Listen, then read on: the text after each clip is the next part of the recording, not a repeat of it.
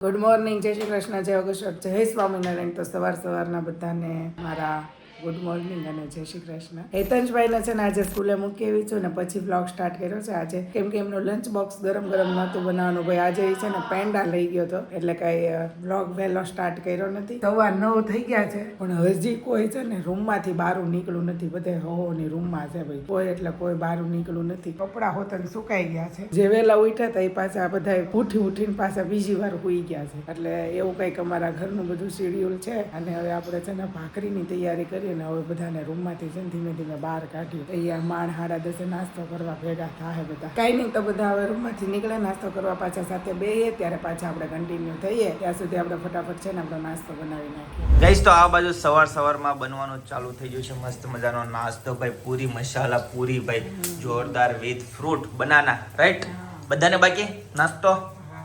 Okay done, ચાલો. એવું છે તો ક્લીન થઈ ગયું કમ્પ્લીટ એમ ને? ટ્રેક્ટર ભરાઈ ગયું મમ્મી? ઓકે જો ભાઈ વધારાનું ચારું બધું લઈ જાય છે બરાબર. એકદમ કમ્પ્લીટ ક્લીન થઈ જાય આજથી. અને હવે ખાલી કલર કામ બાકી છે. રાઈટ, કલર કામ થઈ જાય પછી કમ્પ્લીટ. હું જોશો ઉપર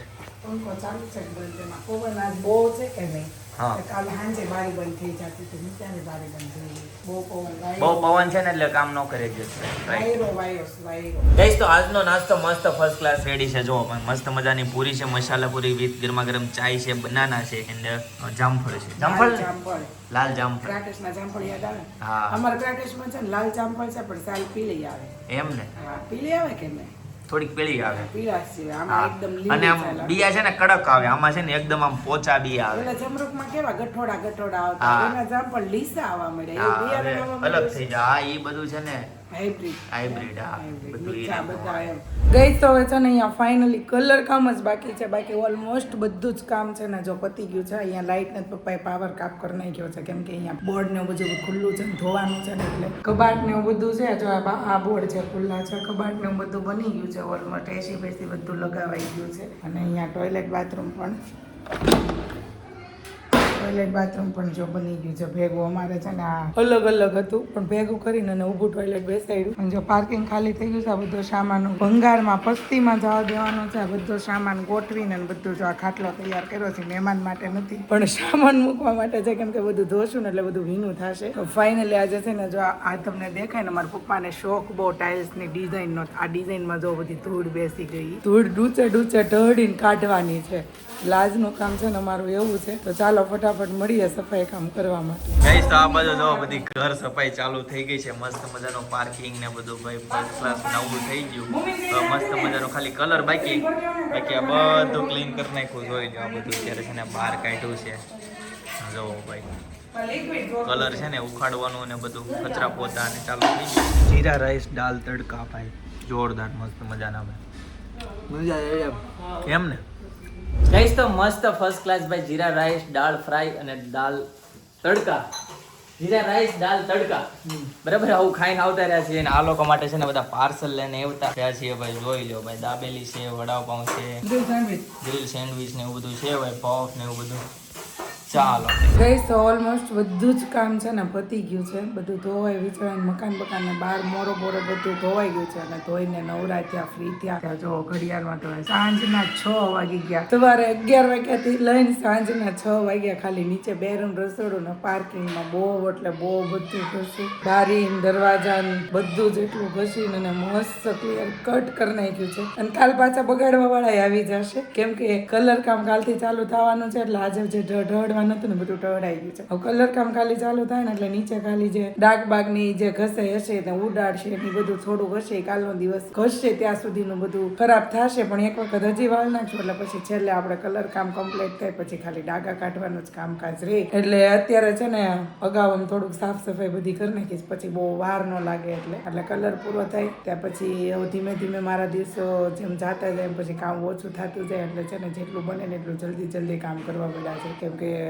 હોય એકાદ જણો થોડો ટેકો દેવરાવે તો એ સારું પડે એવું કહેવાય. એટલે કીધું કે હજી હું ચાલુ છું ને બધું છે ને ત્યાં સુધીમાં તો ઉતાવળ રાખીને બધું કામ કરાવી નાખો ને તો આપણું બધું મસ્ત કામ બધું ગોઠવાઈ જાય, કામ થઈ જાય.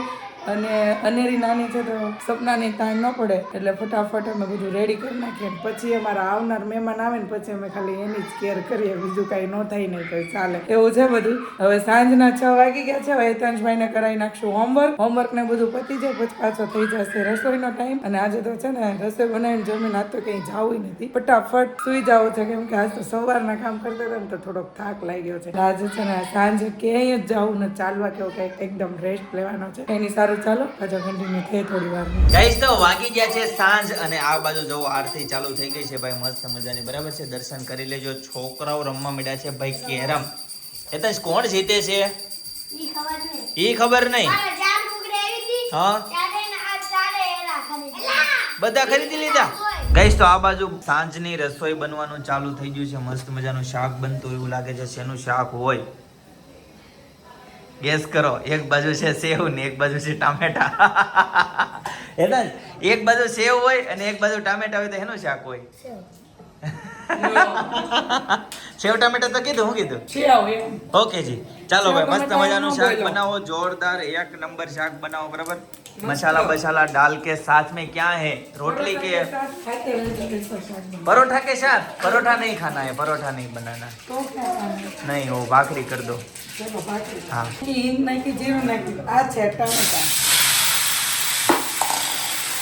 જોરદાર સબ્જી ભાઈ. કોને કોને સેવ ટમેટાનું શાક ભાવે ગાઈસ કોમેન્ટ કરી દેજો બરાબર. હા મમ્મી આ ટમેટા ખમણીને મોટા મોટા પૌવા કર્યા છે. ઓકે જી. ઘણી વખત આપણે એવું શાક કરીએ કે ટમેટું ખમણી નહીં કરતા હોય. ઓકે એવું છે ભાઈ, તો ડિફરન્ટ હોય છે બરાબર છે. ચાલો હેતાંશભાઈ ના મિત્રો અહીંયા આવી ગયા છે. હેતાંશભાઈ પણ સાથે હોય. હેતાંશભાઈ હોમવર્ક ફિનિશ થઈ ગયું હોય કે બાકી હોય? બાકી છે. નાસ્તામાં હું લઈ ગયો તો? હા ઓકે. ન્યા હું આપ્યું હતું ડાઇનિંગમાં? શું વાત છે ભાઈ તારે? તું નાસ્તા હું લઈ ગયો તો આજે બેટા? ચેવડો. ભાઈ તું શું લઈ ગયો તો આજે? વેકેશન પડી ગયું કેમ? હેતા છે આમ હેતા તો વેકેશન નથી પડ્યું. હું કે ઘણી સ્કૂલમાં પડી ગયું છે ને આ વખતના વેકેશન છે ને મહિનાના જ છે. હાવ ટૂંકા છે ભાઈ વેકેશન છે તો એટાંશને તો વેકેશન છે ને વહેલું પડી જાય છે. આજ કોણ મને કહેતું હતું? હા શિવાય ને એને ઈ લોકોને તો વેકેશન કેટલી તારીખે પડે ખબર? 5મા મહિનાની 28 તારીખ. ઓહો ખોલવાનો સમય છે તારે તો. 5માની ચોથાની 28. હા ચોથાની 28. તો એતા છે કે ચોથા મહિનામાં 22-25 તારીખે પડતો હોય છે. એટલે એનથી 5 દિવસ હજી લેટ એમ એક પીક હજી ખેંચીને તારે આ 25 તારીખે ચોથા મહિનાની હતા ને. અમે નાના હતા ને ત્યારે અમને ત્રીજા મહિનામાં જ વેકેશન પડી જતું. બોલ તો ચોથાના સ્ટાર્ટિંગમાં 9-10 તારીખ આવે. હા બસ 9-10 તારીખે લાસ્ટ પેપર હોય. મહિનાની 15-16 માં ખુલતું. રાઈટ 10 તારીખે ખુલતું, 10-12 તારીખે ખુલતું. 2 મહિનાનું પોણા 2 મહિનાનું વેકેશન હોય. ભાઈ એવું હતું ભાઈ. અત્યારે સમય પ્રમાણે છે ને વેકેશન એ ટૂંકા થતા જાય છે. હા બરાબર છે. એટલે બધું બસ બની ગયું. નાનો મહિનો નથી. હા છોડવા મોટા છે ને એટલે ચડતા વાર લાગે. ઓકે જી. અને આ બાજુ મિક્સર ચાલુ થઈ ગયું છે ભાઈ. દાંડો ચાલુ થઈ ગયો. મમ્મી શું બને છે? છાશ બને છે ભાઈ, છાશ. ચાલો ભાઈ આજે છાશ. ભાખરી છે કે રોટલી છે? Butter milk. ભાખરી છે કે રોટલી? ભાખરી. સેવ ટમેટાનું શાક ને છાશ. ચાલો ડન. ઓકે એ તો મસ્ત મજાની ભાખરી બની ગઈ છે જોરદાર. અને ઓહો ગોટા નીકળ્યા. ઓ ભાઈ શાક બની ગયું કે બાકી રહી ગયું? ચાલો ભાઈ મસ્ત શાક ચડી ગયું છે બરાબર. ભાખરી વિથ શાક.